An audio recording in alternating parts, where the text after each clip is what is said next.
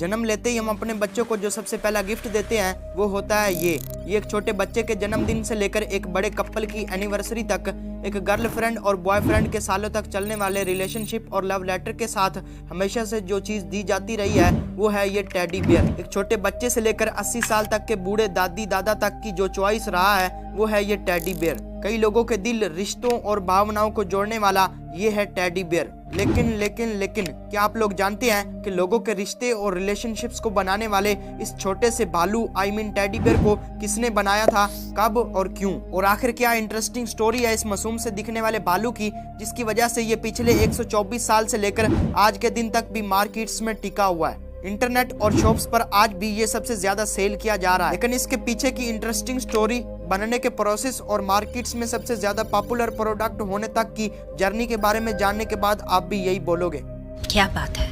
Hello दोस्तों, मैं हूं आपका अपना यार और दोस्त मिस्टर बशीर। तो चलो हमेशा की तरह शुरू से सब कुछ स्टार्ट करते हैं।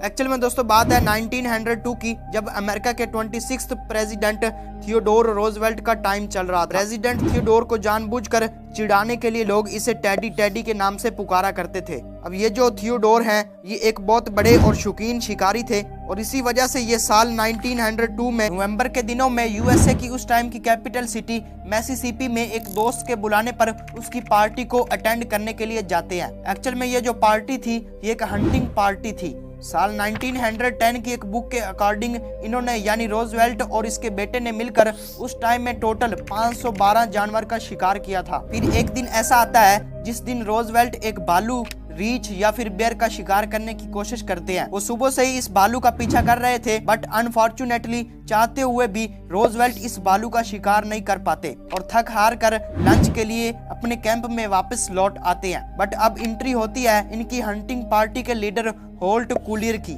कूलियर एक फार्मर के साथ साथ एक बहुत ही अच्छे हॉर्स राइडर भी थे। अब इस होल्ट के बारे में कहा जाता है कि इसने अपनी जिंदगी में ऑलमोस्ट 3000 से भी ज्यादा भालू यानी कि बेयर मारे थे, यानी उनका शिकार किया था। रोजवेल्ट के कैंप वापस लौटने के बाद होल्ट और इनके हंटिंग डॉग्स इस भालू की तलाश में निकल पड़ते हैं। काफी सारी घंटों की मेहनत के बाद आखिरकार होल्ट और इन हंटिंग डॉग्स को ये भालू मिल जाता है। बट इससे पहले ये लोग इस भालू का शिकार करते, ये अगेंस्ट इन पर ही हमला कर देता है, जिससे इस हंटिंग ग्रुप के लीडर होल्ट कूलियर को बहुत गुस्सा आता है और वो अपनी बंदूक, अपनी राइफल के एंडिंग पॉइंट से इस भालू को बहुत ज्यादा मारते हैं, जिससे ये भालू बेहोश हो जाता है। फिर कुछ लोग जाते हैं और प्रेसिडेंट रोजवेल्ट को बुलाकर लाते हैं।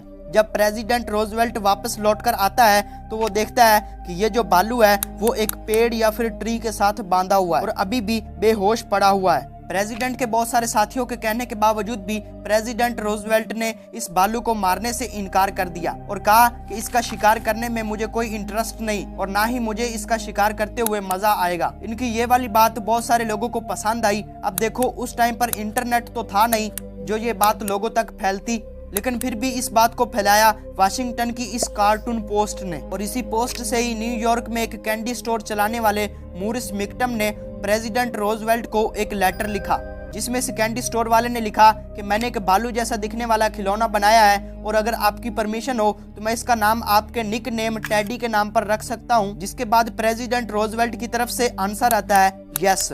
और फिर जैसे इस कैंडी स्टोर वाले को परमिशन मिल जाती है वो ये भालू बना कर टेडी बेयर के नाम से बेचने लगता है। और फिर कई साल के बाद जर्मनी की एक स्टीफ कंपनी भी इस स्टोरी से इंस्पायर्ड होकर इस भालू के अलग अलग पार्ट्स बनाकर और फिर इनको आपस में मिलाकर बेचने लगती है और इसी तरह ये स्टफ टॉय बहुत ज्यादा फेमस हो जाता है। और इसी इंसिडेंट के बाद लोग थियोडोर रोजवेल्ट को प्यार से टेडी रोजवेल्ट भी बुलाने लगते हैं। बट सुनने में आता है कि इस कहानी की एक डार्क साइड भी है कि जब रोजवेल्ट इस भालू को छोड़कर जाने लगे तब इन्होंने अपने एक सिपाही से कहा कि इस भालू का गला काट दो ताकि वो इस दुनिया से छुटकारा पा सके। अब इस आखिर वाली बात में कितनी सच्चाई है ये मैं नहीं जानता, बट जैसा भी है आज के टाइम पर टेडी बियर हर दुकान और हर एक बच्चे के बेडरूम में मौजूद है। बट यार आपको ये वीडियो कैसी लगी? अगर आपको ये वीडियो जरा सा भी इंटरेस्टिंग और अच्छी लगी हो तो प्लीज चैनल को सब्सक्राइब कर दें, बिकॉज मैं इसी तरह की इंटरेस्टिंग और एजुकेशनल वीडियोस इस चैनल पर लाता रहता हूँ। मिलते हैं फिर किसी इसी तरह की नई वीडियो में, तब तक के लिए बाय।